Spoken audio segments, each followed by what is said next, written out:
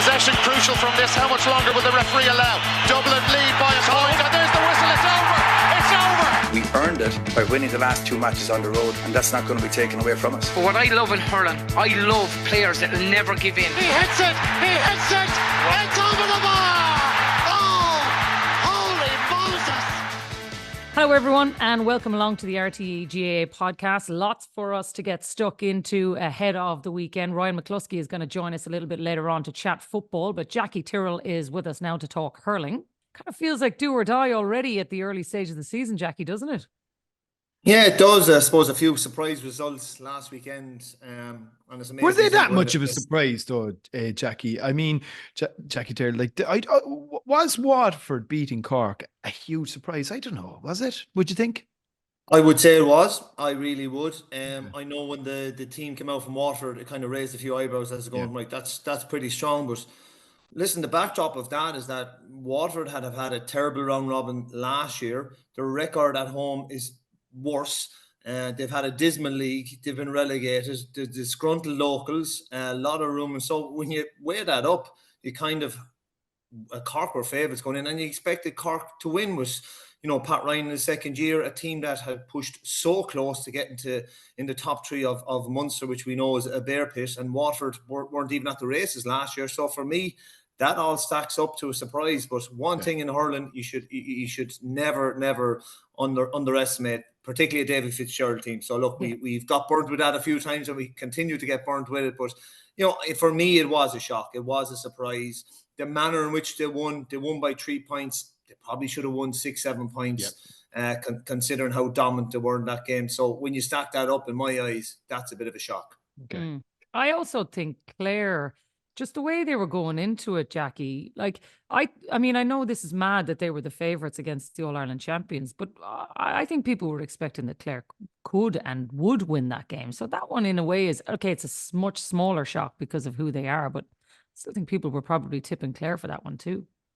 Isn't it mad to think that Limerick are going for 5 in a row, and it's an element of shock when Clare wins. So that probably is kudos to John Kiley and how he's kept the hype train under control in Limerick. Look, once again, the momentum was with Clare going into it, but I suppose we probably really have to call down the league on where it was. And I said after the league final, from a Kilkenny point of view, we'd no TJ Reid. We've copped up 3 softish enough goals. We missed a penalty, and still going down the straight, Clare were just about got over the line. So you had to kind of weigh that up. But Kilkenny have been doing that for about 150 years. I know, but still. Now, and in fairness to the Clare players after the league, they all mentioned Limerick was just around the corner. They wouldn't be getting carried away. Yeah. Every player did. I watched, very, very closely to the interviews. The narrative was very much, this is good to get silverware, but it doesn't matter. Yeah. It doesn't matter at all until they beat Limerick. And so they definitely didn't get carried away with themselves. But I suppose, Limerick are just the masters of smelling an opportunity and going for blood then when they get the chance. Mm-hmm. Yeah. Well, look, lots of that to come this weekend. Let's start with Cork-Clare game then, Rory, because this is a knockout game in every way. I'm sure it's going to annoy people that it's on GAA Go and that it's not on terrestrial TV, because I think if it was, you could have had over 400,000 people watching this, because that's the magnitude of this game. Huge knockout game this weekend. It is. No, you could make an argument that you could still get your 4 points and still get through. I think that's been turned on its head ever so slightly by the virtue of the fact that Waterford now have already got 2 on the board. Mm-hmm. So the bar to jump to get through to the next round could be slightly higher in this campaign. So if you lose, particularly from Cork's perspective, given the fact that they have Limerick after that, and look, that's then really would be putting the tin hat on it at that stage. I think from Clare, I mean, it's just set up. It's set up. It's going to be, from what I hear, close to 40,000 in Páirc Uí Chaoimh. There is only a small few terrace tickets left. It'll be absolutely ram-packed. Weather is not meant to be great, unfortunately, even though, as my dad used to say, the sun always shines in Cork. It's just some days you don't see it. But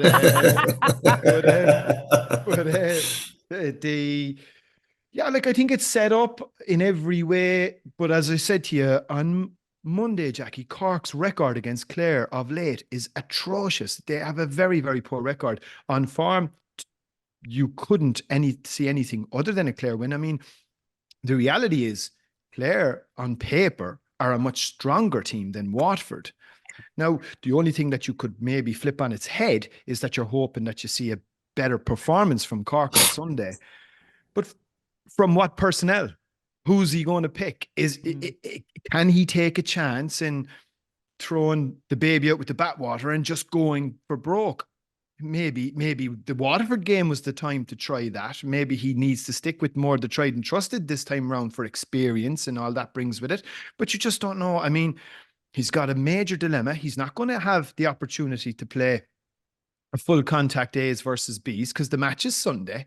So you're kind of guessing really in terms of fishing around for body language and for what you might feel within the camp. I think, look, there are people locally in Cork who would have hoped to have seen, as we said, the likes of the Brian Roaches, Ben Cunninghams, maybe Brian Hayes to start these types of players, and we haven't seen them. So Owen Downey, exactly. I mean, had a fantastic. Brian Roach started nearly all the round robin games last year and hasn't featured at all this year, which is a big surprise as well, Jacqui. So he's got a selection dilemma. I think it's a bigger hill for Cork to climb, given the fact they're at home. The pressure, I think, is on them, because they're now in a position whereby they had a harrowing exit from the championship last year, and we're not even out of April, and already the championship could be over for 2024. That's a tough position now for Cork to be in. So I think Clare have a slightly more optimistic vista approach in this game.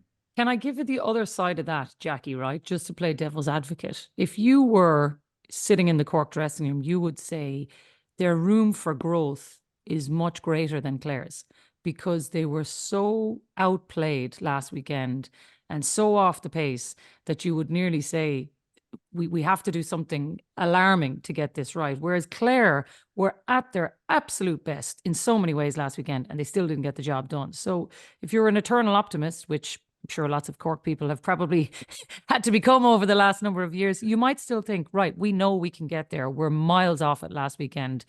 There's a huge room for growth here. Is that just optimism in it, or what do you think?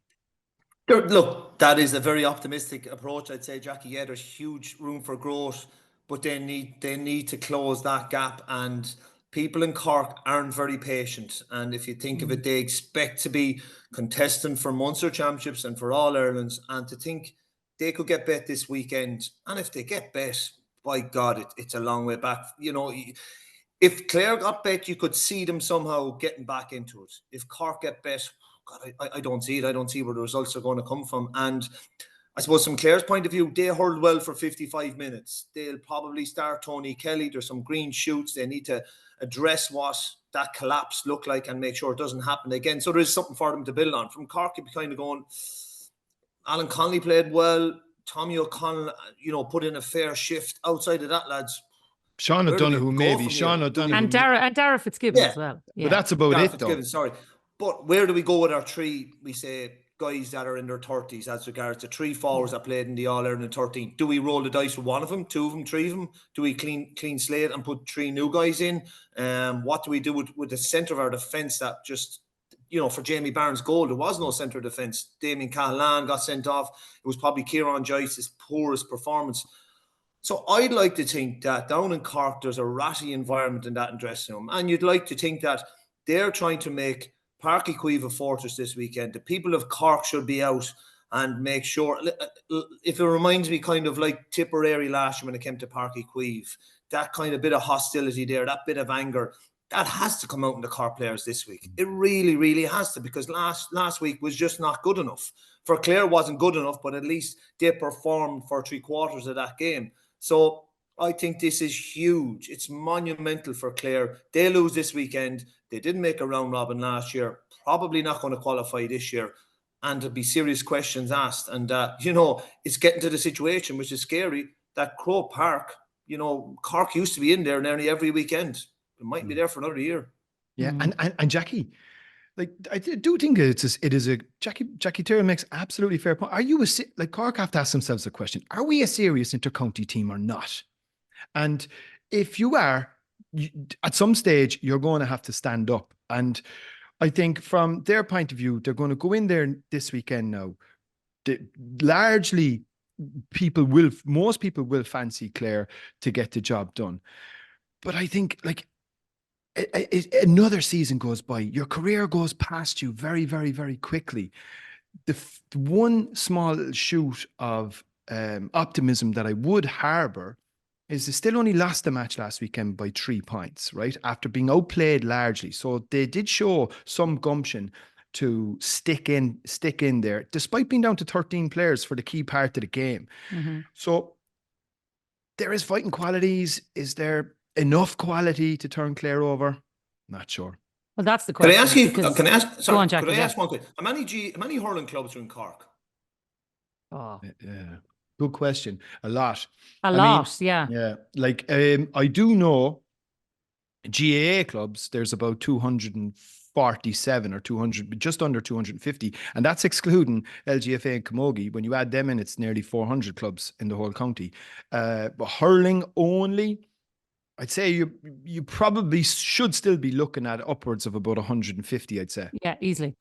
How in 14 years have Cork not got a full back that they can rely on? I can't. It beggars belief in 14 years that full back position is a revolving door. And this isn't a cut at Damien Callahan. He has gone in there and done a very, very good job at times and has got a lot of stick for it. But I can't understand in 14 years in Cork hurling with good underage success coming through that full back position. We're still questioning and talking about who's going to be full back. And it just, maybe for me, it seems like that I just can't get my head around. But like, how come Diarmuid O'Sullivan hasn't? And I know he was in there, nearly almost going around the county scavenging, looking for a full back, getting 10 or 12 potential candidates, working on them outside of the group, some sort of a development thing. This is the type of thing that they probably need to be doing because it's a problem for them and it doesn't seem to be addressed. And it's one that's gaping that everyone can see, but I can't understand how it hasn't been fixed. No one wants to be a full back anymore. Like, yeah. what was Jamie Carragher's line? No one wants to be a Gary. No one's Gary. But if you look at the weekend, the value of having a dominating full back, and Conor Cleary is a good one, but he had a poor game the weekend and how he dealt with that. If you had a good full back there, Clare probably get out the gap. If Wexford have a dominating full back, they're out the gap. So it's an unbelievably important position to fill. And there's definitely shortage of them around the country. Justice for the full back line, says Jacqui Tyrrell. Right. Come here. Okay, a word on Clare before we move away from that game, because I do think, Jacqui, they will be bullying with the weekend's performance. You know, as we said earlier, they did everything right for 55 minutes. They were in complete control of the game. They looked like potential All-Ireland champions. So what goes wrong and how do they fix it this week? Because one small change, they win this game and suddenly everybody's saying, oh yeah, actually everything's grand again. You know, they do not need to panic here. We definitely saw enough chinks of light there to say that this Clare team are really, really going places. Yeah, I'd say the big thing for them is leadership and on-field management of the game. And it's probably not something that has come to light before. In fairness, they do have leaders within the group. There's no doubt about it. I would feel that when Diarmuid Byrnes got that goal and there was a bit of ascendancy with Limerick, that they struggled. They struggled to win ball. They struggled zonally. They lost their shape at the defence. And Garrod Hegarty's gaping hole that he found was a perfect example of that. So I'd say Brian Lohan will be saying, look at lads, there's going to come a time in this Cork game where they're on top, will be under pressure. Who are the leaders that are going to step up? What tactically can we do? You know, they were getting great merit out of Peter Duggan in the air, but they seem to go away from that in that last quarter. Can they come up with something as regards isolating him for puckouts just to win ball, maybe win a free, just hold up the ball? Those are the type of things that they need to work on when Cork come at them, when their backs are to the wall. And they haven't long to repair that. So a lot of those is going to be in-house meeting, one-on-one meetings with Brian Lohan. I'm saying his leadership group of Conor Cleary, John Conlon, Peter Duggan, Tony Kelly. I'm sure he'll feature Shane O'Donnell. He's talking to those lads. when this happens, I need you to step up. I need you to communicate to the younger lads. I need to hear you getting amongst the guys and just turning that momentum down and just bringing a bit of stalemate, because when Limerick got on top, it was just free flow. Yeah. I can't wait for that game. I think that's the game of the weekend for me. Yeah. But let's focus on some of the other ones then. Limerick, Rory. I think given where they were and where they are now, John Kiely has to be lucky, happy, all of these emotions, because he's facing into a game against Tipperary. If they get another win this weekend, their own kind of destiny is in their own hands. You know, they're thinking, okay, right, we're moving on, next phase. Yes, lots to correct, and they certainly were not at their best, but at least they have a win on the board and they can only improve from what we saw last weekend. Big time. And I think the nice dilemma for John Kiely really is around selection. And the great thing for him is even the players that might have not performed the last day, he has a history of being very loyal to these players, and you'd imagine he'll stick with Seamie Flann and potentially Tom Morrissey, but he might not. Adam English. What did Adam English do wrong to not merit inclusion from the start the next day out? Donegal Dálaigh, I mean, he comes on, he scores 1-1 and effectively,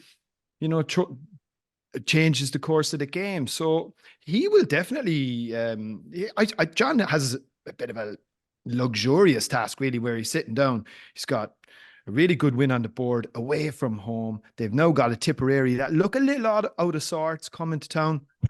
They always loved playing Tipperary, even when Limerick weren't at their best. They always enjoyed and relished the task of playing Tipperary. There's a special rivalry between those two teams. Could you see? I mean, yeah. I didn't want to say it. That is special, though. It is special. It's a special one, right? But I don't necessarily see a situation this time around. I mean, people, Aaron Gillan, people say, he didn't have his best game. He still scored 1-5. Seamus Flanagan taken off early. Tom Morrissey taken off early. I'd expect a better game maybe from Declan Hannon this time round. They'll potentially start the game a lot quicker. Quicker. I mean, they had a great start the last time, last Sunday. In fairness to them, it was just that middle period in the first half where Clare seemed to get a foothold. But Cian Lynch, for instance, didn't really fire. They expected, I think the engine is going to start purring a lot more now, and that's going to. I think it's going to have to, right? Because the only fear that you have with them, but the only fear that you'd have with them, and I put this to Bodie, that we were chatting about this even last weekend, Jacqui. We were watching the game off air, and I said to you at around 55 minutes, I was like, can you name me a Limerick player who's played well? And in fairness, Cian Lynch thundered into the last 15 minutes. But would you be a bit concerned, if you were watching now and you're sitting there, that those big players that Rory's mentioning, that they haven't played well? I would go the opposite. I would say John Kiely's extremely unhappy. And why I say that is that, look, they had, and quote him, their worst top 2 or 3 worst performers ever against Kilkenny in the league semi-final. And that happens. Teams do that. Great teams do that. Poor teams do that. What you do, you look for a reaction. They had a 3-week window to get themselves ready for Clare. It was perfect. Clare went on and won the league final. All the talk and hype was them. They circled their wagons down in Limerick, and I'm sure they went to war with each other getting ready for it. So you expect a reaction, you expect leadership and all that. We didn't see any of that for 55 minutes. So I would say that's 2 poorish performances probably, and the 2 poorest performances back-to-back for Limerick. So I'd say from John Kiely's kind of going, right, I expected a reaction. We still got the win, but I didn't see it. And a lot of my top key players... Diarmaid Burns didn't perform. Tom Morrissey, Seamus Flanagan, Aaron Gillan, although he got his 1-5. They did an awful lot of fouling. Yeah. Look, but he got away with it, they didn't. I mean, they conceded a huge amount from frees, didn't they? Oh, sorry, Limerick did. Oh, sorry. Yeah. So a lot of his key guys. So I'd say he's a little worried from that point of view. Great. Look, we played poorly, and that's a real mark of champions, getting the 2 points on the board, moving on. So I'd say, but deep down, he's a little concerned that that's 2 back-to-back poor performances. And some of the key guys didn't perform well within that. But look, the other side of it is they won. He now has a stick to beat his lads with. As Rory's outlined, the guys that are potentially putting their hand up. Peter Casey may be back in the fray soon enough, so he's something else as well. So look, he can kind of go hard at him and say, look, that's not good enough. I know we just about got over the line, but that was more to Clare's demise than actually us actually stealing the game back when you think of Dermot Burns' goal. So I'd say he'd be a little concerned, Jacqui. Is there more pressure on them because of the 5 in a row thing, Jacqui? Is it when you're not playing well and everybody's saying, oh, but you're not playing well, it's another bad performance, it's another. Does it make it worse having that hanging over them as well? Or is that just complete separate distraction? No, there's no doubt about it. There's a little extra pressure with 5 in a row. It just comes with the territory. It's just an organic thing that fabricates. As soon as they win 4 in a row, the Monday afterwards, they were in Limerick having a pint or whatever, people start talking about 5 in a row. And that will build and build and build over the Christmas period, into the year, into the league. And as soon as championship starts, it'll hype up a little bit more. And particularly if they win more and more. If they win this weekend, or if they beat Tipperary, they kind of have third place ramped up. They're back in Croke Park, and they are very hard to beat in Croke Park. And they'll go to another level. So they will have started to feel that pressure ever so slightly. And especially when you're searching for form for some of those guys, and sometimes training isn't the answer. The more you train, the more frustrated you can get because things aren't going your way. Sometimes it's just a reset, or sometimes it's just a win that you just dig out of nowhere, and suddenly, to Rory's point, you just feel the engine is beginning to purr a small bit. So it'll be interesting to see this weekend. Do we see a bit more of a flow and the old Limerick coming back? I suspect we might.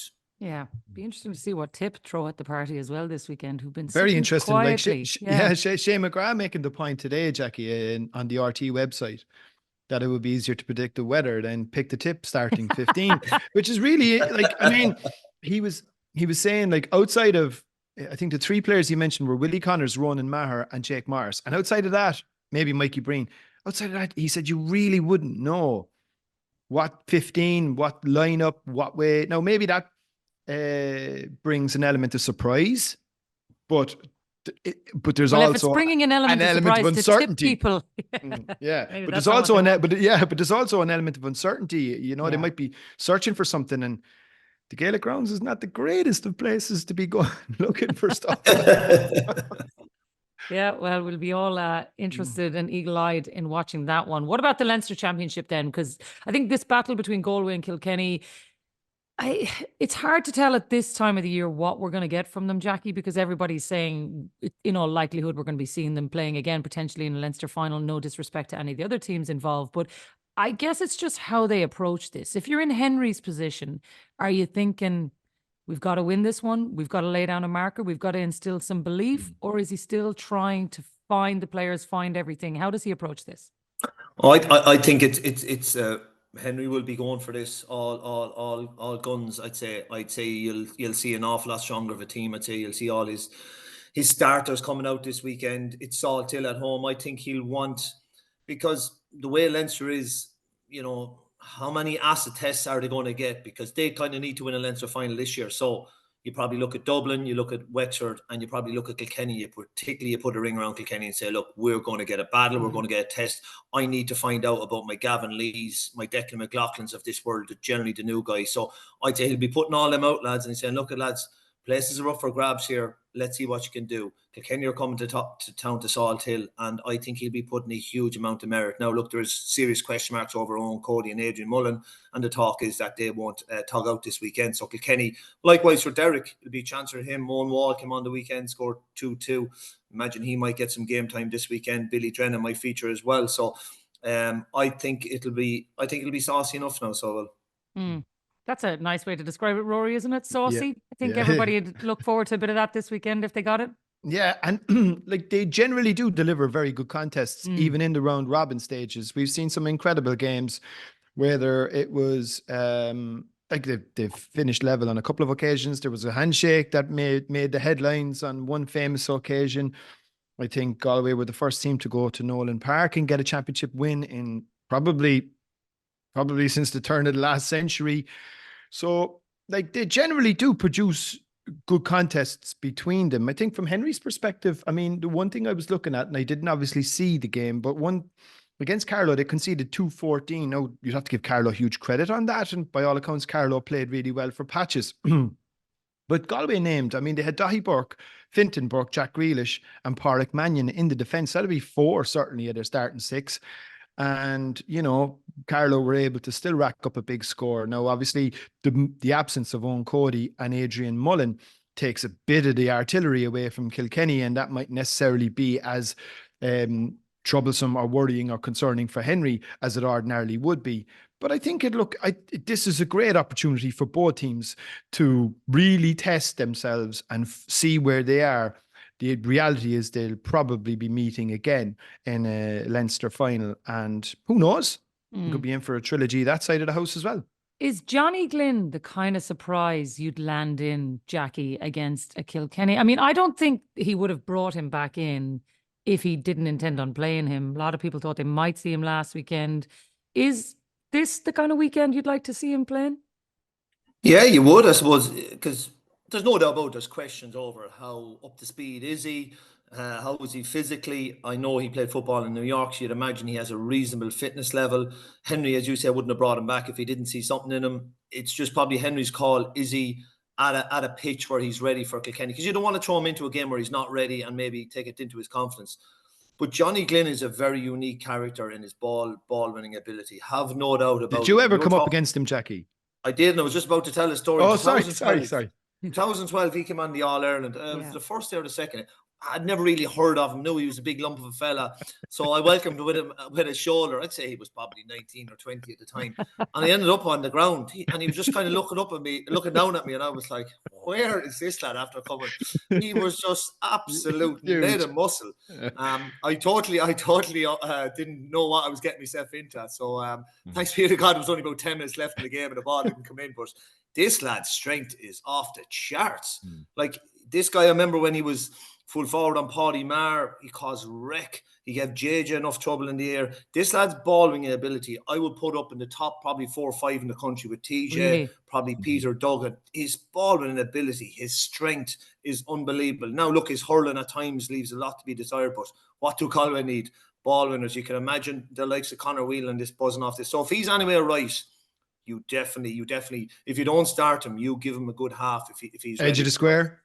Oh, edge of the square and let it in with snow on. Yeah. See, that's what I'm thinking, Rory, because if you're Galway, right, and you're trying to find, what do I need? What's the extra factor? What would have helped us over the line against Kilkenny in a Leinster final last year? What would have helped us over the line in an All-Ireland final last year? Ball winners, dogs. That's what Kilkenny need. And that's what Galway need. And I would argue that maybe that's what they have lacked over the last number of years. There's no doubt about it. Johnny Glynn is one of them, and he would make a massive difference to that team at full tilt. At full tilt, that's the key.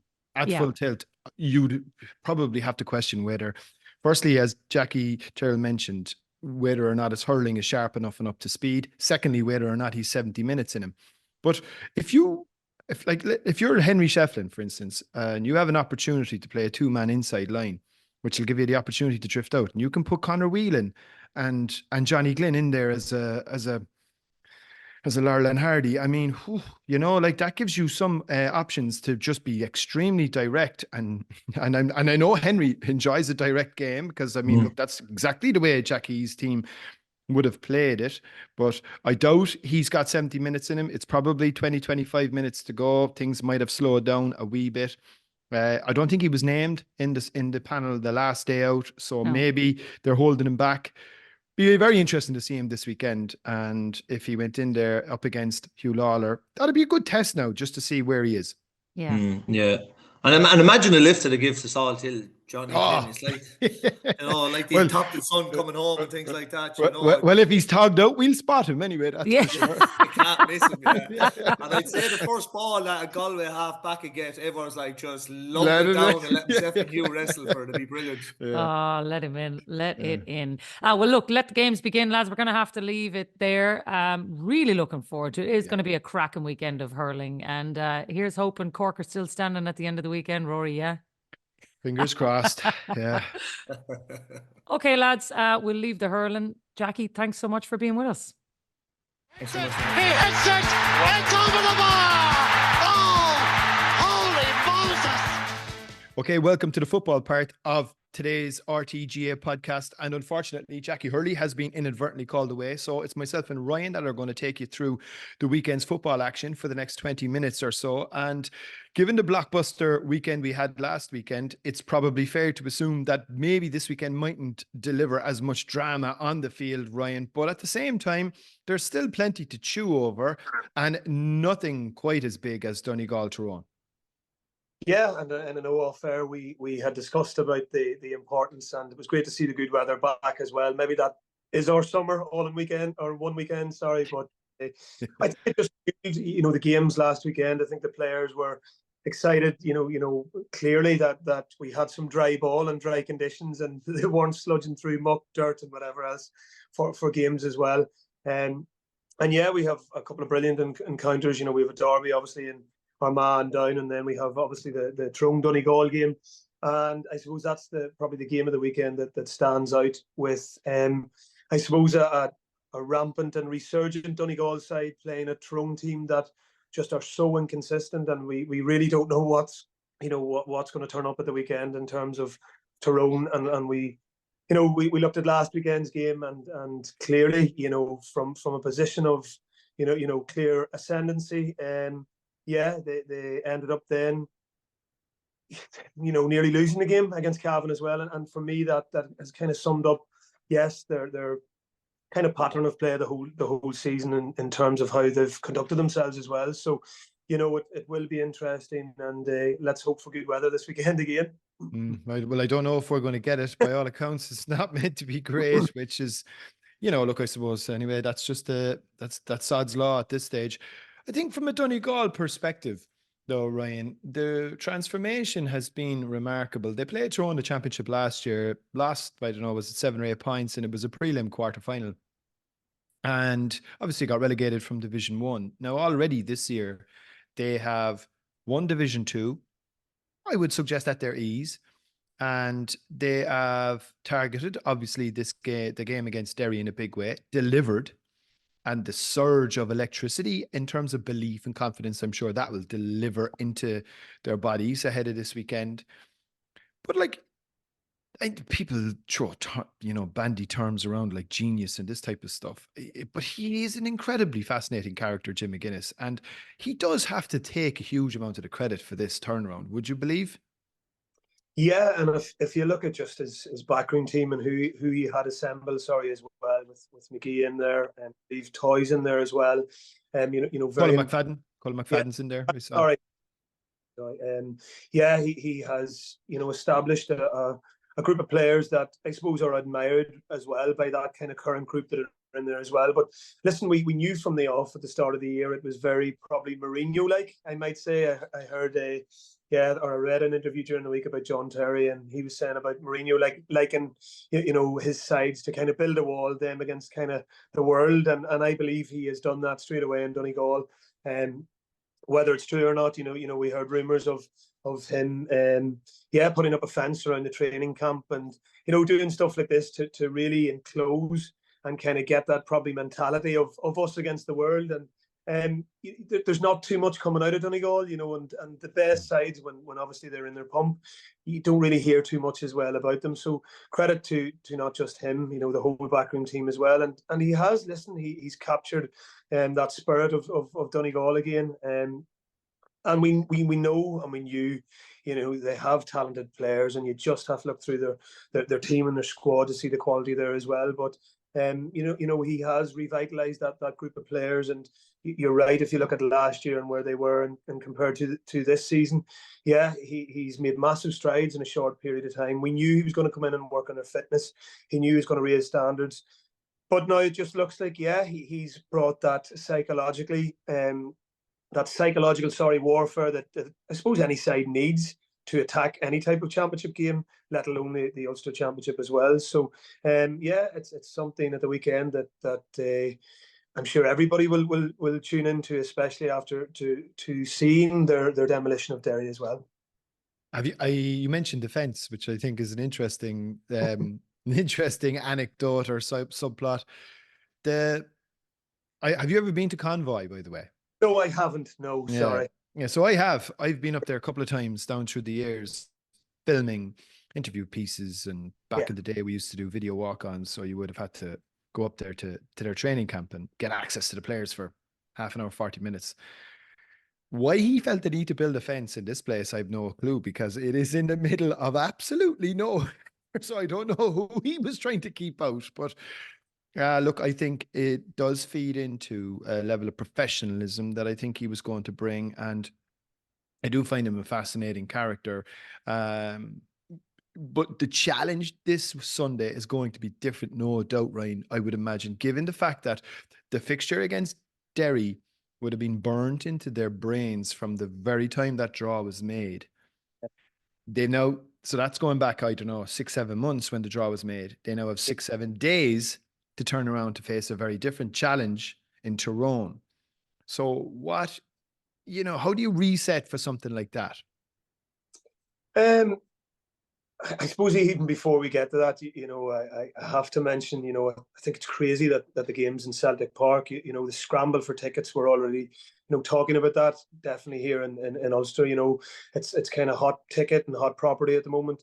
I think Celtic Park holds about 15,000. So we're trying to promote our games, and I know we did talk about this a number of weeks ago as well. And these are the kind of key games. Key moments in your summer, and you want big crowds at the games. Players, they absolutely love playing it, in big crowds, and it's something you cherish those moments as well. And that would be wanted by, I'd say, both sides as well. So I think that's a bit crazy first and foremost. In terms of the reset button for the weekend, and we have as well. Sorry, I kind of keep going back. We have argued about players kind of playing, week on week, and having this split season, and because it's so condensed, games coming thick and fast. But I suppose from a playing perspective, the longer you kind of sit around, the longer your head is in turmoil, kind of thinking about it as well. However, I suppose you have that bit more time in terms of preparation as well. And I suppose, like anything else, that the players will acclimatise and get used to what they've been doing. They have been playing week on week most weeks anyway, in terms of the National League as well. So their bodies will recover. They will repair. The argument may be, listen, that Donegal had that extra day, and obviously Tyrone played that extra time as well. So, but listen, there's that much sports science as well, Rory, involved in today's modern game, that, I have no doubt that 30 minutes, even straight after the games, that the players would have been refueling correctly to allow that repair and the body to start that recovery process. And their week would have been based on that as well. And listen, also, this is why sides, carry big squads as well, So Tyrone will certainly look forward to the game as well. I know they will be bolstered as well by Fergal Logan's return, and it was brilliant to see that he was back as well, after his unfortunate kind of I suppose he had to leave the game for the while as well. So it's great to see him back on the sidelines. I just feel that we say that inconsistency in Tyrone, that is something that you probably can't even really plan for. I know that sounds a bit mad as well. So Donegal will probably come up and face a different prospect this weekend, because we just don't know which Tyrone side's going to kind of turn up as well. And Cal McShane came on the last day. It was nice to see his re-emergence. We haven't really seen loads of him since, I suppose, 2021 as well, in that All-Ireland final, when he was hot property when he came back, didn't travel to the AFL. So we just don't know. We just don't know which Tyrone's going to turn up, and I just think that element alone will make it a fascinating encounter.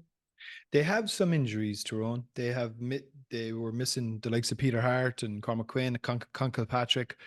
Obviously didn't tug out the last day. Might have a couple of those guys back. We'll find out when the teams are announced later. You mentioned the word inconsistency, and I think that's really very much what their league campaign has: up and down performances, and probably very dependent and heavily dependent on Dara Canavan. In terms of matchups this weekend, obviously, I think Brendan McCall now was a sort of a help defence that Donegal employ in terms of snuffing out Shane McGuigan. Would you see him picking up potentially Dara Canavan this weekend? Yeah, and I think listen, they will, they'll go after probably a number of key men in terms of Donegal. And obviously, listen, if the two Canavans play, I think they'll be both tagged heavily, you could say, marked as well.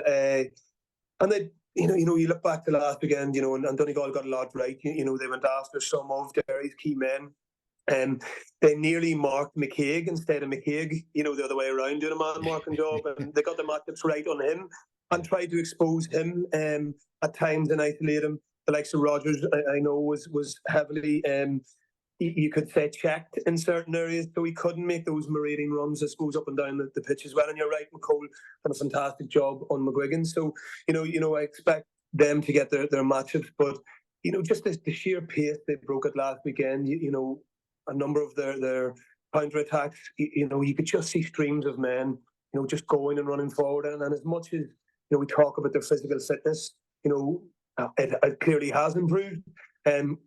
There's still a hunger and desire that has to come with that as well, and that's clearly been installed into these players as well. Because listen, there's probably not much between most county teams in terms of physical kind of strengths and weaknesses, so to speak. It's probably more that kind of skill set and desire and hunger inside that kind of separates the elite and who is going to ultimately prevail and win. There's big encounters as well. So. But you're just looking at that Donegal side, and you look at them even last weekend.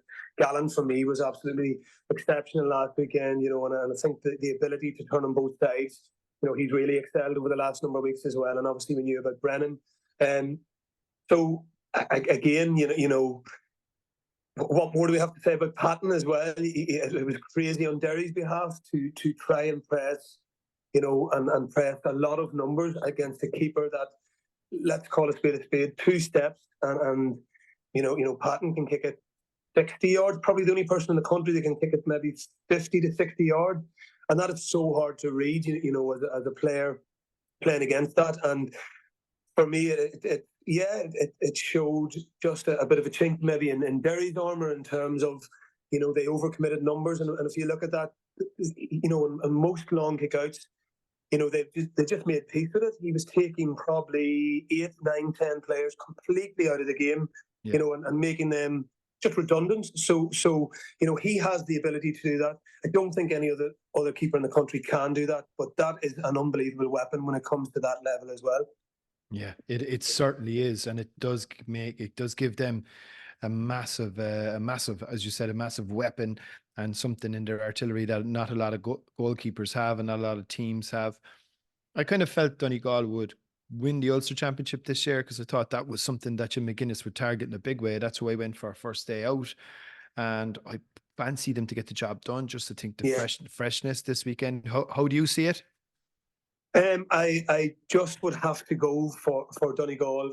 For me, from a structural point of view, I think there's more clarity in what they do in terms of you can see them with a real, I suppose, attention to detail, and they are so compact. I think they've learned a lot even from, I go back to the Fermanagh game, albeit in the league, and at times, I thought Fermanagh exposed them quite a bit in the game. I know we talked about that in a previous podcast in terms of they were easily exposed down the middle. Fermanagh created a lot of chances in that game, especially in the first half before Donegal pulled away. And for me, they were happy to mark, players wide, and they were marking width, which you can't really do in the modern game as well, and they were marking players kind of for the sake of marking players, and that was leaving gaps down in the pitch. There was no evidence of that at the weekend, and as I said, that ferocious counter-attacking, ability that they contained as well. But listen, they were clever on the ball as well. You've got to credit them. When they took the lead, they showed like a team that had been at the top table, a long time. They showed that composure to retain possession, to look for a mismatch or a Derry player to jump in, and they beat them 1-on-1, and then it just outnumbered the opposition whenever they were attacking then. So there's massive improvements in their game, and let's look at the other side of the draw. You're probably looking at I would say a Donegal and Armagh final, so that could be interesting also. A repeat of the Division 2 final and a third meeting already this year between the two teams. And I think they drew in their round-robin game during the league in the athletic rounds. It was a good game of football, which I think Donegal might have felt they left behind them. Obviously, Armagh had a bit of a virus in the Division 2 final, but they've got to get over Down first. Their big history between Armagh and Down would be a significant rivalry. A lot of lads, going to the same schools, playing their club football, maybe cross-border and that type of thing. Could you give us a sense? Because, you would have grown up not too far from that, but you'd have a better idea than most of us would have of the sort of traditions and the rivalry between Armagh and Down. Yeah, and I suppose we looked at some of the current stats as well, and I know Down have only won, I think, one encounter over the last kind of 5 championship campaigns against Armagh, and you're completely correct. There are schools in and around kind of Lurgan, I think it's in Coleman's as well, possibly. Maybe I'm wrong there. But there Coleman's are a lot of Coleman's and Newry. Like a lot of Armagh lads would go to Coleman's and Newry. Yeah. So there's a lot of lads that would kind of overlap in those schools. However, I suppose the McCrory football now has changed as well. In terms of a lot of vocational schools and secondary schools, you could say, now have entered into McCrory football as well. So that kind of changed that dynamic of McCrory football as well. But you're completely right, Rory, in terms of a lot of lads could have been probably at schools together. It might be an interesting piece to run for somebody at the weekend to see how many lads had maybe been in the same schools as well. So I think it's Abbey CBS about there as well. I think that's another school where a lot of those players would be kind of, in the same schools as well. So Armagh, for me, listen, they have that experience. It was a game against Fermanagh, let's call it spade a spade. And I know it kills me to say this, that they probably could never win. I did watch the game back a couple of times in frustration and anger, I suppose, as well, but, they were so dominant. They were so dominant in that first quarter that it probably was a case. And I know they did make changes as well, throughout the game as well. The black card we can have arguments against, but, I could only really see one winner as well, in that game. And I talked about Fermanagh trying to stifle their kicking game by being compact and trying to nullify, that space. But they attacked so well down the wings that day, and I don't think anyone picked up on that as well. And I think Fermanagh did sit back and were quite compact, but they just attacked them down the wings. And they like Turbot, and Grugan, like they're clever players. Grugan can pick a pass, and he was just unlocking the door a number of times as well. And I think he got man of the match as well in that game. And it was brilliant then to see the likes of Rian O'Neill back as well. For me, what will hopefully, and you'll probably see prevail for them, probably is that experience and those players that have been to the well now a number of times. It's probably do or die for them. And Rory Grugan did come out on a piece during the week, and he said, listen, it's the healthiest squad that he has had with this Armagh team. And that their A's versus B's so-called games and training have been probably as competitive as a lot of their games this season. So there's a real, you feel just from even some of those statements, there's a real hunger and desire there. And, you have that experience as well. So, for me, I just see them being dominant at the weekend and really, putting down to the sword. Yeah, the Down were very disappointed, obviously, in their quarter-final victory over Antrim. They would need to have a huge improvement in their performance to have any hope to actually win the game. I do see it being slightly more competitive, Ryan, like in relation to Down's ability to compete, for instance, I think will be a marked improvement. They will, they should improve on their championship performances last year. And but ultimately you're going for an Armagh victory Saturday, obviously 5:15 in Clonus. I think it's live on GAA Go. Armagh for you? Armagh for me, and again, I suppose this is Down kind of real litmus test in terms of where are they at. Are they going to stand up to? I know we talked about physicality earlier on, but Armagh are an exceptionally big side as well. I don't know if there's too many players under maybe 6 foot, maybe Jamar Hall, who has been in and out of squads as well of late, but they are a seriously big physical side that like to dominate you all over the pitch in terms of I wouldn't say bullying either, but they certainly do enjoy being quite physical and, you know, putting a marker down. So you can't be bullied by them. You know, you have to obviously match that kind of desire and fire, I suppose, as well against them. So Down need to improve. You know, it wasn't probably one of their better performances against Antrim.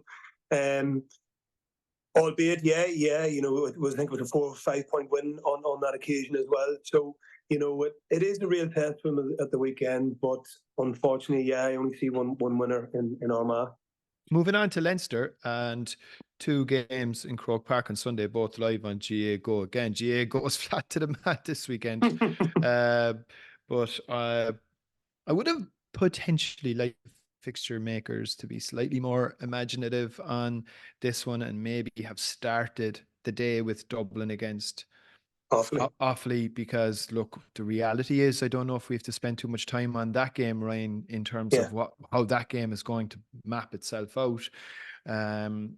Because ultimately I think the really key game here is Kildare versus Louth, and there's something really tangible on the line here. Like if Kildare can win this game, they're chasing their Sam Maguire status, and that's not an insignificant thing. Yeah, and it has been a topic of many conversations over you know, our podcast, even over the last number of weeks and possibly months. You know, on I suppose their form in the league and how it could be rescued by them probably reaching that latter championship phase as well and getting into that championship format. I'm not overly still convinced. You know, they clearly struggled the last day against Wicklow, and it was a last gasp winner as well. I think it was the 4th minute of injury time when they scraped through the game. Albeit, I know Kevin Flynn, I think he got sent off around half time maybe as well. So, you know, the numerical advantage is massively important in today's game as well, in terms of just attacking and defending as well. But for me, you know, again, Laois have showed a real bit of form over the last kind of number of weeks. Jared Brennan, you know, back in the Leinster final against his old, county and hunting ground. You know, that probably whets the appetite a bit more than maybe Kildare getting there. But you have to give them credit as well, you know, and it's not to discredit Wicklow as well. You know that, that performance the last day, you know. Wicklow, battled to the death as well, and should have and maybe could have won it at the end of the game. I think it was a missed chance at the end, possibly by I think it was Nolan maybe actually, and for Wicklow, and then the turnaround, they went down the pitch, and got that winning score with 4 minutes on the injury time clock as well. But for me, you know, Louth, we look at Mulroy and the confidence that was brimming from him the last day. I don't know if, Rory, you might be able to help me out here. If a player has scored 2 penalties in one game, you're usually good with the stats. Jesus, I'm not sure if that happened in game time, in real game time, obviously, as well. Well, if you're looking for it to have happened for somebody, you'd nearly be saying Dublin. You know, did David Connolly do it once upon a time? I'm not entirely certain, but I wouldn't imagine it's happened all that often. And he took 2 very different types of penalties as well, which is which is more of a mark of how professional a job he was. Yeah, he did, you know. And you have the likes of Downey was exceptional that day. I think he got man of the match. You have Kieran Keenan, you know, Dernan as well. They have, you know, a lot of quality and a lot of attacking, you know, options up front. Again, you know, they are well used to big enough encounters over the last number of years. Obviously, getting to the Leinster final last year, they'll be looking to get back into that showpiece again. And again, you know, we're going to call it, and I'm going to call and put my neck out in the line. Although my championship picks have not been great thus far, not great at all. I don't know if anyone's been doing any calls on those. You know, I can only see them getting to back-to-back finals at the weekend and really putting that squeeze on Glenn Ryan and his backroom team as well. It's a good point insofar as they had a fantastic victory last night, which is worth mentioning. They knocked Dublin out of the Leinster under-20 championship last night, which was a result I think that might have gone largely unnoticed, but didn't in obviously Dublin GA circles, certainly around me. We had a lad playing with Dublin and he's got it, but their better team won. And they came again with such a championship fervour. The Leinster final this year is actually being contested between Louth and Meath, which I think is a big boost for football in Leinster, but particularly in relation to Louth. There seems to be a lot of good things happening in the county. You were involved as a GPO, I think, up around that area. We were more Meath, obviously, but you'd have a familiarity around there, Ryan. There's obviously there's some good work going on the ground.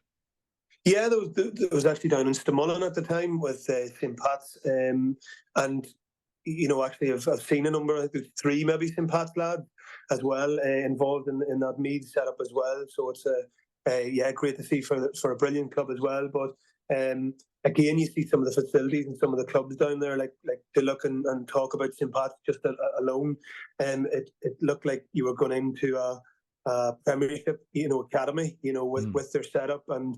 2 unbelievable pitches, and then there was an artificial pitch, a massive indoor area, your gym, and then like a viewing area, and there was like a coffee area and stuff as well. So, to see the growth in the clubs and stuff down there, that clearly obviously adds as well to what is happening on the pitch. And we look at Laois, and you kind of have to look at their season and put everything into perspective as well. Clearly, they were going to have. I suppose, after, Mickey Hart had moved to Derry and moved on, you could see they'd done so much over the last number of years with, Mickey and his backroom team. It probably felt like a loss, as well, in terms of, how suddenly and how everything kind of happened and prevailed at the time. So it takes players a bit of time, when it comes to, adapting to new changes, new processes. And I know, listen, they would have formed really good relationships, and they were and had been on the ascendancy for a number of seasons as well. So for them to then recover, probably mid-league, and hit a bit of a rich vein of form then, and to see them now, I suppose, starting to settle, and probably they'd adapt a number of times, really kind of understand what Ger and his backroom team are bringing. That's something that we probably didn't look at and we didn't take into consideration when we were analysing their league campaign as well. So it's of massive credit, that obviously that happened last night as well, and that underage work has gone on in both counties, and who doesn't like to beat the Dubs, I suppose, as well. That's true. We all enjoy that. I mean, in fairness, they have they've got a championship victory on both teams have a championship win on the belt already. Louth obviously beating Wexford and giving a better game than maybe some people might have given them credit for at the time. And they've met already, obviously, Louth Kildare in the league in Dr. Cullen Park back in March, which Louth won 12 points, 3-point win. Possibly played in winterish football. We might have winter style conditions again this Sunday. How do you see it going? Would you stick with Louth? I would I would favour Louth. I believe, Kildare possibly are in a bit of a transition just overall. I was going to say, I know we talked about even Kevin Flynn and stuff earlier on. Some of those players have had a lot of kind of seasons in the legs as well, and it's been a tough season for them. Again, I just think there's too much up front. I mean, we mentioned some of those players, with Downey and Keenan and Mulroy, and I just think Ryan Burns is playing great football as well. Yeah, and they have hit a rich vein of form over the number of weeks. So for me, I can only really see Louth, winning this game and getting to consecutive finals and let's hope. Well, I'm kind of presumptuous here that if Dublin get through, which they probably should, that we can see a repeat and probably a better final than obviously what we had seen last year as well. I think they're going for back-to-back Leinster finals for the first time in 50, 60 years. I think Colin Key said the stat the other day. So, look, I don't know if we need to get into Dublin Offaly all that much because there's nothing that you're going to be able to say about this game in the context of this fixture that we haven't said 100 million times before. Dublin are going to win the game comfortably. And They'll be heading for a Leinster final. I suppose, look, it's just really everything goes into that Kildare-Louth game, and let's see how that plays out. But should be a reasonably good weekend of football. Looking forward to it to a certain extent if we can keep our nerves in check, given what's happening in Páirc Uí Chaoimh on Sunday. But looking forward to it, and we'll be back again next Monday to review it all. Hopefully Jacqui's back in the chair and take the pressure off. Until then, adios. Oh, there's the whistle, it's over.